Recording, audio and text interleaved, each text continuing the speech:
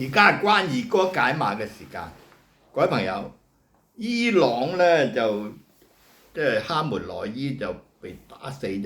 咁呢幾日咧就準備舉行葬禮。咁咧而家咧就最近咧我先至知道，原來咧伊朗點解呢個咁多人喺度抗議咧，要求推翻呢個伊斯蘭共和國嘅呢個當局咧？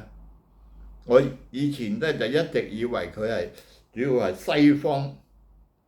國家唔中意佢作眼中釘要推翻佢，亦或者係只係呢個佢伊斯蘭對婦女嘅壓迫即係伊斯蘭教嘅極端教義對婦女嘅欺詐壓迫，所以引起反感但係咧最近先至發現咧，原來唔單止係咁呢個神棍政權咧即係本來咧一聽係宗教政權，好多人咧就諗起一個字苦行僧啊嘛以為咧都係好樸素嘅好似中國啲和尚咁唔食肉嘅，唔飲酒嘅，乜嘢咁但係咧錯啦，原來佢呢個政權咧係相當呢個腐敗即係呢個佢點樣咧？喺呢個最高領袖，即係之前哈梅內伊今次係準備係佢個仔宗教領袖就控制住兩個機構，一個叫做宗教基金會。哇！呢個宗教基金會犀利啦，每年佔走咗政府預算嘅20%到30%，但係咧又完全唔使交稅嘅喎，唔使對政府負責，唔交稅，政府係監管唔到佢嘅佢直接係由最高領導人即係哈梅內伊控制嘅咁佢嘅產值咧就佔呢個全國 GDP 嘅20%呢個宗教基金會完全獨立於政府稅收乜嘢監管嘅，係屬於佢神權嘅管轄嘅。咁另外一個咧就伊斯蘭革命衛隊。伊斯蘭革命衛隊咧，佢不但係呢個最高領導人嘅黨嘅直屬嘅地，而且直接保護最高領導人嘅係呢個乜嘢但係咧，佢亦係一個好大嘅經濟體嚟嘅。佢控制嘅呢個經濟咧，就佔全國出口嘅30%係佢控制嘅，進口有20%係佢控制嘅。佢基建項目咧有六成係由呢個伊斯蘭革命衛隊控制。佢總共咧統合600幾個大企業所以咧佔全國 GDP 嘅30%。佢同樣係唔使交稅，又唔使受政府監管嘅直屬最高領導人嘅。即係咁咧，呢兩項淨係呢兩項加埋咧，就呢個伊朗嘅 GDP 咧有50%係呢個屬神權直接管理嘅咁所以呢個佢不受政府又唔使交稅，唔使乜嘢咁唔怪得知啦，佢哋喺國外起別墅起乜嘢即係呢個盡情享受另一方面咧，佢呢個宗教咧亦係佢呢班人咧亦係非常淫賤嘅咁佢即係喺呢個哈梅內伊嘅前任霍梅尼統治下咧，佢已經制定咗政策，制定好多法律所謂係伊斯蘭嘅法律，其實咧就係根本就非常即係淫褻嘅。佢規定咧，佢將呢個本來巴利維王朝嗰陣時咧，婚姻法規定女性咧18歲先至可以呢個結婚嘅，佢就下降到9歲，9歲就可以結婚，咁而且咧就規定咧就呢個只要超過咗9歲嘅女性，你就可以同佢發生性關係，即係無論係永久婚姻同臨時婚姻都係咁，咁仲規定喎，你其他行為如果出於慾望，即係話出於慾望嘅觸摸、擁抱、大腿摩擦係允許嘅，即使係嬰兒都可以，即係話呢個女嬰你去摸佢啲呢個陰部摸乜嘢都得，居然咁樣，即係女嘅咧根本就由一出世就已經係處於一種冇權冇人權嘅地位，所以呢種咁嘅政權有好多人仲話就係因為佢反對美國反對乜嘢咁去支持佢，我覺得咧就其實咧即係自從呢班人掌咗權呢40幾年咧，呢個伊朗呢個社會咧就根本倒退咗幾個世紀，根本就係咁樣，所以而家即係佢咁點解咁多人國內咁多人起嚟反對佢咧？就係咁啦，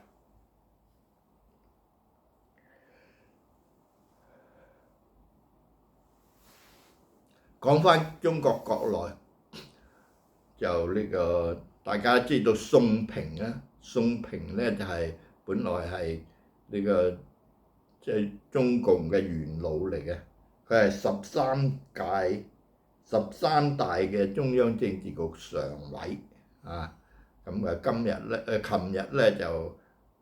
因病醫治無效去世啦，宋平咧就話真係長壽109歲，而且佢對呢個影響力對呢個政壇嘅影響力咧一直持續到佢100歲以後，喺鄧小平在世期間咧，好多呢個幾屆，包括後來呢個江澤民胡錦濤時代啦，中央嘅人事安排基本上都係佢喺度主持嘅，係主持嘅。咁佢有咩特點咧？佢就呢個佢係清華大學畢業，即係當時好少有中共領導內部，而且咧佢喺國共和談嗰陣時就已經做周恩來嘅政治秘書，唔係做一般人嘅秘書喎。周恩來嘅政治秘書就唔係咁簡單嘅喎，咁佢一直都做到好犀利，一直喺軍後來咧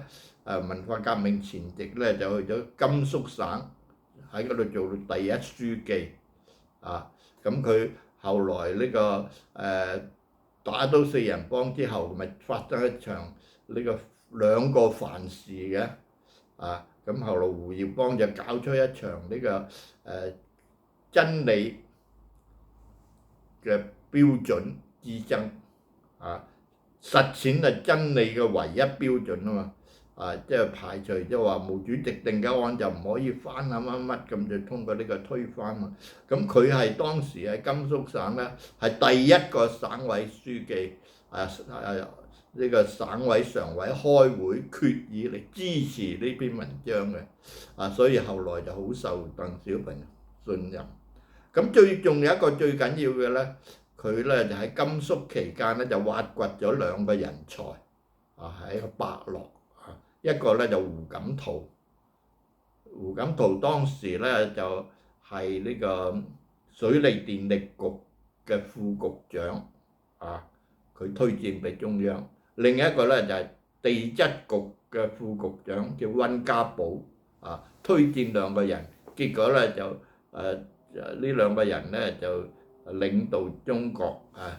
管治中國足足10年胡溫時期但係咧佢就所以佢喺呢個高層咧被稱為定海神針嘅就算習近平咧對佢都恭恭敬敬嘅咁咧佢最後咧就終於走完咗佢109歲嘅歷程啦咁佢就呢個不過咧佢喺6·4之後咧，佢堅決站喺鄧小平一邊嘅比如呢個包同當時係即係中央政治局嘅秘書，又係趙紫陽作為中央總書記嘅秘書，好支持趙紫陽嘅。咁佢就係呢個宋平去拘捕佢嘅，宋平去同佢傾偈咁話喂，你要換個地方啦咁樣換個地方住啦咁送咗佢上車，仲同佢親切握手添。咁最後咧就包同就去咗長城監獄咁樣嘅。咁所以咧佢受呢個鄧小平信任當時呢個12屆四中全會就上咗3個人啊嘛，落咗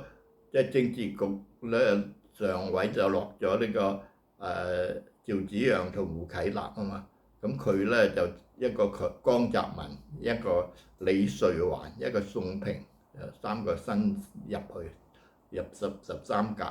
嘅政治局常委嘅咁咧不過咧而家無論點樣歷史點樣好咧，都終於走完咗佢個道路啦咁90幾年黨齡嘅一個老人家中國咧就今日都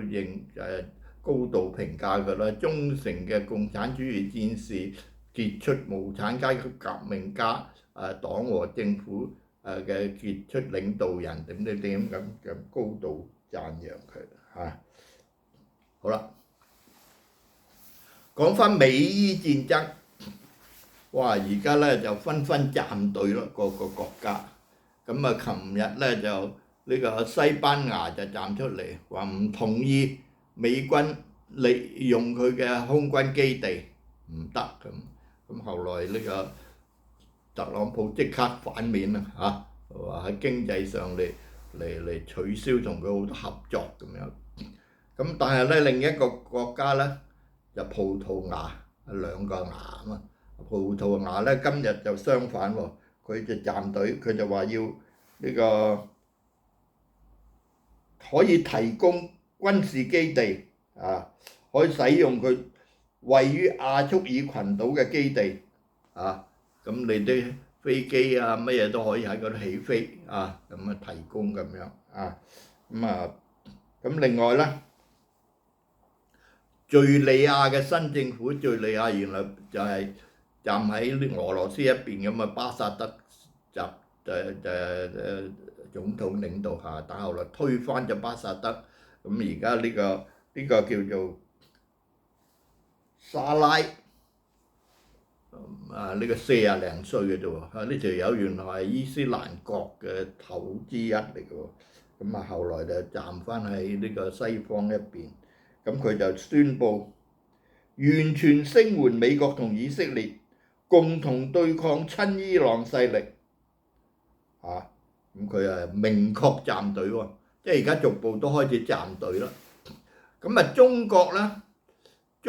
咧就琴日講到咧，就外交部發言人咧就問佢支唔支持呢個伊朗佢都話冇再進一步嘅消息咁。不過咧而家咧就伊朗搞嚟搞去咧，就搞到中國頭上啦佢將嗰個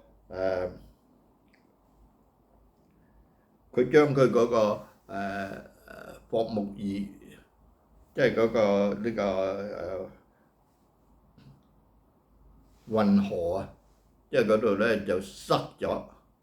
堵塞，唔俾啲人過，結果咧就造成中國即係對中國嚟講呢個係好重要嘅嗰個乜嘢咁啊，所以中國咧就直情發表聲明要一陣要保護乜嘢，咁啊特朗普就乘機出嚟，我哋準備派人嚟保護航咁講咁啊，所以咧你話呢伊朗呢啲咁嘅政權，你何必去幫佢咧？咁即係我就奇怪啦咁今日咧就仲有一個站隊嘅就係呢個北韓終於站出嚟啦就金正恩咧就話要堅決支持呢個伊朗反對侵略，反對乜嘢咁樣不過咧我就心諗佢唔知驚唔驚呢個又被斬首咧咁睇到伊朗咁樣嘅，即係俾人哋打，即係斬首，而且唔係斬一個喎，一代一代就好似斬韭菜咁斬喎咁中國嘅解放軍咧都驚起嚟。佢點解今次伊朗斬首得咁成功咧？原因就係有內奸啊嘛佢情報掌握得好啊嘛，所以而家解放軍咧中國咧都驚咗咁就呢個解放軍報咧，咁就呢個發表咗篇文章，題為《暗戰無聲》，每個人都有必要保持警惕。佢話呢個堅固嘅堡壘往往係從內部被攻破嘅呢個當前國際博弈日益激烈，滲透、竊密、策反等內部打開缺口，製造動盪等方法，已成為部分勢力慣用嘅手段咁樣呢個文章俾人一種強敵四面埋伏嘅感覺。咁就呢個就可見咧，就軍隊裏邊咧就可能咧就呢個反泄密嘅反間諜嘅鬥爭咧，應該係會掀起一個高潮，而且咧就連可能兩件事咧就呢個同呢個軍隊嘅內部嘅清洗嘅權力鬥爭會結合起嚟。所以咧就可能仲有一場大龍鳳，比如張又俠就已經俾人哋話向呢個美國提供咗中國呢個原子彈嘅秘密等等啊嘛所以咧就即係從呢個篇文章睇嚟咧，軍隊裏邊咧嘅呢個權鬥即係除咗係用反腐敗為一個武器之外咧，反泄密、反內奸可能咧又結合埋嚟，可能仲有一批呢個將軍咧會倒霉嘅。好啦，今日咧就關於歌解碼咧就講到呢度啦，多謝大家收睇，再見。